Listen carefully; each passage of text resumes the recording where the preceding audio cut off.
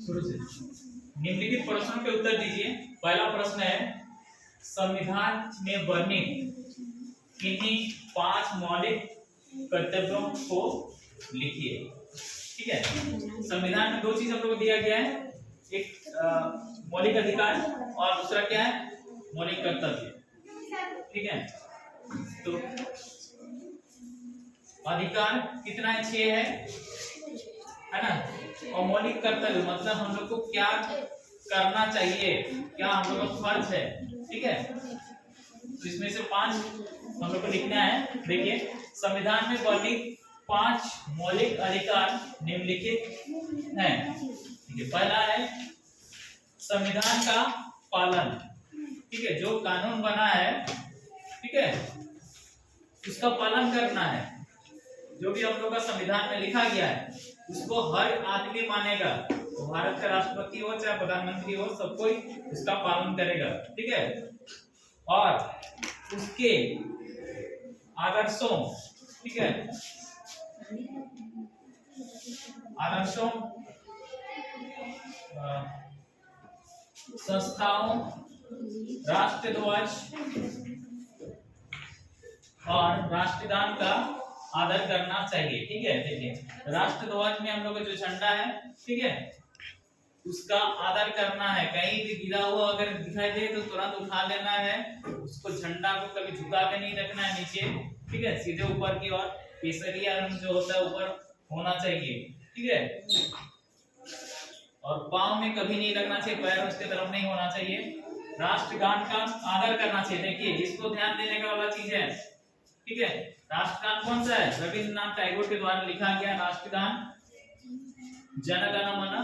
ठीक है, ये गाना जब भी असेंबली में गाया जाता है, ठीक है, अगर आसपास है तो ज्यादा नहीं, ये 52 सेकंड का गाना होता है, उतना देर के लिए एकदम सावधान में खड़ा हो जाना है। ठीक है, कोई भी आदमी रहे, ये नहीं कि जो कर रहा है उसी को, कोई भी आदमी उस आसपास से गुजर रहा है तो उसको खड़ा हो जाना चाहिए। ठीक है, खड़ा वही नहीं हो सकता है जो विकलांग होगा, पैरों वैर नहीं होगा। ठीक है,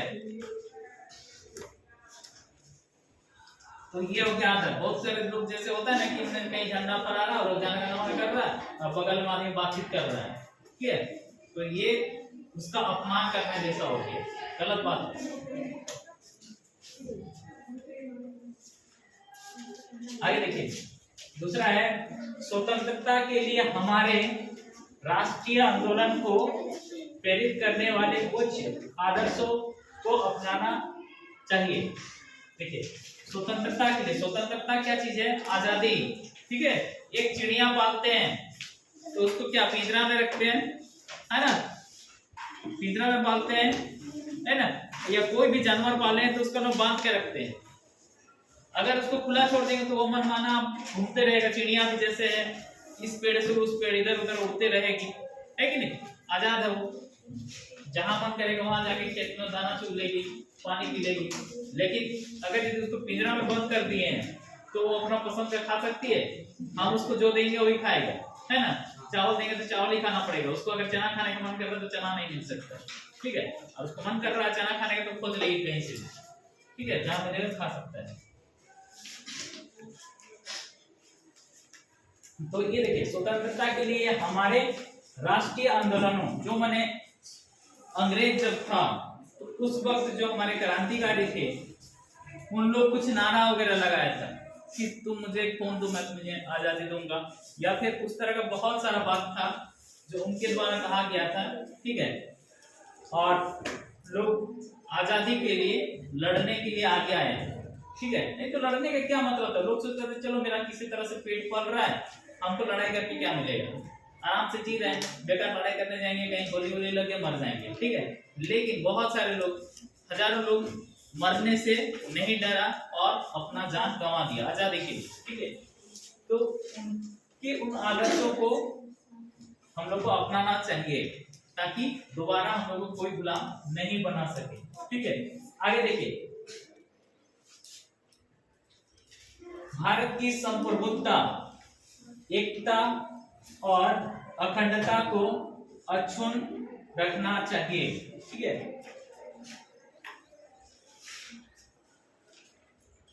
एकता और अखंडता। ठीक है, देखिए एकता यहाँ पर क्या है कि हर एक तरह के जाति धर्म के लोग हैं, सबको एक साथ मिलके भाई भाई की जैसा रहना है। अखंडता मतलब अलग नहीं होना है। अछून भी, उसको अछून का अर्थ भी वही होता है कि उसको हम लोग कभी टुकड़ा होने नहीं देंगे। ठीक है, देश की रक्षा और आह्वान किए जाने पर राष्ट्र की सेवा करनी चाहिए।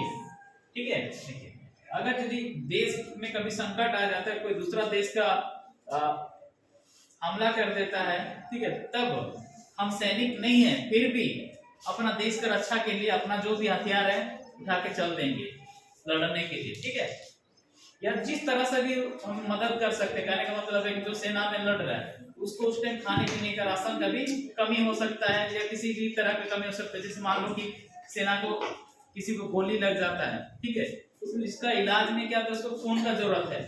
ठीक है, खून का जरूरत है तो हम अपना खून दे सकते हैं, उसको पैसा दे सकते हैं, खाना पहुंचा सकते हैं। ठीक है, तो ये सब हम लोग कर सकते हैं। और आगे देखिए, सार्वजनिक संपत्ति को सुरक्षित रखना चाहिए। सार्वजनिक कहने का मतलब क्या है, जो सरकारी संपत्ति है या सभी का जो जिसमें हक होता है वैसा चीजों को सुरक्षित रखना चाहिए। ये नहीं सोचना है कि ये सरकार का है तो इसको चलो तोड़ दो, बर्बाद कर दो। ठीक है, ऐसा नहीं। अगर यदि उसको हम लोग बर्बाद करेंगे तो सरकार के साथ हमारा नुकसान होता है, क्योंकि जो भी सार्वजनिक होता है उसमें हमारा भी पैसा लगा होता है, हम सभी का पैसा लगता है। हम लोग 10 रुपया का बिस्कुट खाते हैं तो उसमें 50 पैसा, एक रुपया सरकार को देते हैं, और वही पैसा थोड़ा थोड़ा जमा होके सारा चीज बनता है, जैसे सड़क, बिजली, स्कूल घर। ठीक है, स्कूल घर हो गया या सरकारी अस्पताल, जितने भी सरकारी संस्थान है, ठीक है, वो सभी सार्वजनिक है। आगे देखिए प्रश्न 2 में भारतीय संविधान द्वारा प्रदत्त किन्हीं 3 मौलिक अधिकारों को लिखिए। ठीक है, भारतीय संविधान द्वारा प्रदत्त किन्हीं 3 मौलिक अधिकारों को लिखिए। पहले कर्तव्य हम लोग पढ़ चुके, अब देखिए यहाँ पर मौलिक अधिकार। मौलिक अधिकार कितना है, वर्तमान में 6 है। जब भारत आजाद हुआ और हमारा संविधान लागू हुआ 26 जनवरी 1950 को, जब संविधान लागू हुआ तो हम लोग को 7 अधिकार मिला था। ठीक है, 7 अधिकार में से एक अधिकार को हटा दिया गया, अभी वर्तमान में 6 अधिकार है। 7वां जो हटा दिया गया वो था संपत्ति का अधिकार। संपत्ति का अधिकार मतलब हम लोग के पास जितना चाहे उतना धन संपत्ति रख सकते थे। ठीक है, और उसका मालिक हम ही हो सकते थे। लेकिन अब क्या है, पैसा, संपत्ति सब कुछ होगा लेकिन पूरा अधिकार उसका नहीं होगा। ठीक है, कहने का मतलब सरकार को अगर जरूरत पड़ेगा तो वो तुम्हारा संपत्ति ले सकता है। ठीक है, उसको हटा दिया गया संपत्ति का अधिकार। यहाँ देखिए 3 अधिकार बोला है। एक है समानता का अधिकार। ठीक है, समानता का अधिकार, समानता का अधिकार में क्या है, सभी को बराबर समान अधिकार मिलना चाहिए। सभी को बराबर अधिकार मिलना चाहिए हर एक क्षेत्र के लिए, कोई नौकरी हो चाहे कोई भी काम हो। ठीक है, या किसी को जैसे एक काम के लिए अलग अलग पैसा नहीं, एक जैसा पैसा मिलना चाहिए, है ना, एक ही काम के लिए। ये सब हो गया समानता के अधिकार में। और दूसरा है शोषण के विरुद्ध अधिकार, मतलब कोई भी आपको सता नहीं सकता है। ठीक है, बुरा व्यवहार या कोई गाली गलौज मारपीट नहीं कर सकता है। ठीक है, उसके खिलाफ हम लोग क्या बोलते हैं, केस दर्ज कर सकते हैं। तो हमारा ये संविधान, हमारे कानून जो है हमारा रक्षा के लिए तैयार हो जाएगा। ठीक है, और देखिए तीसरा है सांस्कृतिक और शैक्षणिक अधिकार। सांस्कृतिक कहने का मतलब है हम लोग अपना जो संस्कृति है, हर एक धर्म और जाति का अपना अपना रीति रिवाज, पर्व त्योहार होता है। ठीक है, उसको मनाने का पूरा उसका स्वतंत्रता है। साथ ही शैक्षणिक मतलब पढ़ाई करने का, पढ़ने का अधिकार हर किसी को है। ठीक है, 14 साल तक का हर एक बच्चा को अनिवार्य रूप से पढ़ाई करना उसको अधिकार दिया गया है। उतना 14 साल तक उसको किसी भी तरह का काम में नहीं लगाया जा सकता, कोई भी काम में नहीं, घर का भी काम में नहीं और बाहर का भी काम में, बाहर तो बिल्कुल ही नहीं। ठीक है, ये 3 हो गया। इसके अलावा भी और 3 है, जैसे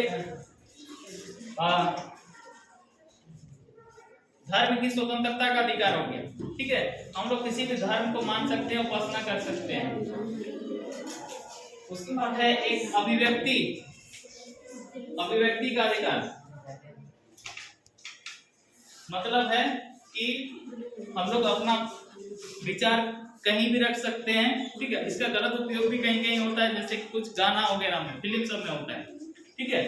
उसमें वो लोग कुछ भी अनसंड गाना बना देता है, लोगों को मजा आता है उससे सुन के ना, लेकिन बहुतों को शर्म भी लगता है उस गाना को सुनने के, लेकिन वो लोग बनाता है क्योंकि ज्यादातर लोग जो है गंदा गाना ही सुनना उन लोगों को पसंद आता है, ठीक है। खराब फिल्म ही देखना पसंद आता है, और जो बनाने वाला है उसको क्या चाहिए, उसको बस पैसा चाहिए। लोग बिगड़े चाहे बने, उससे उसको कोई मतलब है नहीं, ठीक है। तो वो अपना पैसा कमाने के लिए बना दिया और लोग बस खाली अपना मजा लेने के लिए देख रहा है, ठीक है। तो ये अभिव्यक्ति का वहां पर दुरुपयोग हो जाता है।